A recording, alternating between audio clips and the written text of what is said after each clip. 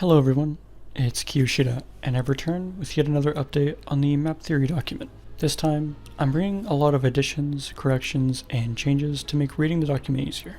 There's not much else to say, so I'll get into the changes. First, as a huge improvement to quality of life with regards to navigation, I've gone and linked every category and subcategory into foldable tabs you can use both in the Google Docs page as well as the downloadable version of the document.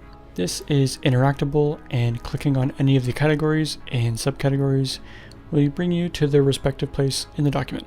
This is something I initially wanted to do, but at the time I had no idea how to do it, and I was unsure if it would even help readers navigate to where they wanted.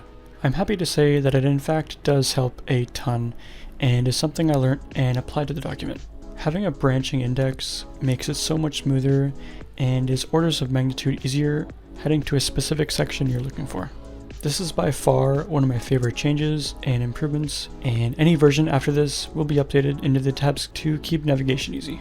Moving on, I've added starts, finishes, and checkpoints into route elements. This was something I've completely forgotten about and are an element to maps that are really important. Information about things like proper checkpoint placement, how to link checkpoints, or things like implementing risky finishes are in there to give you more knowledge on how to incorporate these things into your maps better. On top of that, I added many things from the new weekly shorts format into the document, giving mappers the guidelines for the weekly shorts, as well as linking the main article if the reader wants more information. Many of these changes were discussed in my weekly shorts video, and I highly recommend watching it if you're interested in mapping. The link to it will be in the description. For some smaller things, I've added the sense of speed into guiding the player with your mapping category. Adding reference points in your map to give the player a sense of distance to many things in your route is something I missed, so that was added. I've also added some new keybinds and fixed and corrected some old ones, as I had missed some in the last version. Some photos have been replaced for new ones, as I thought of some better examples for some of them. Many changes after this were minor, such as changing some parts that sounded a bit too subjective, all with the mission to keep it as objective as possible, as well as wording some things differently,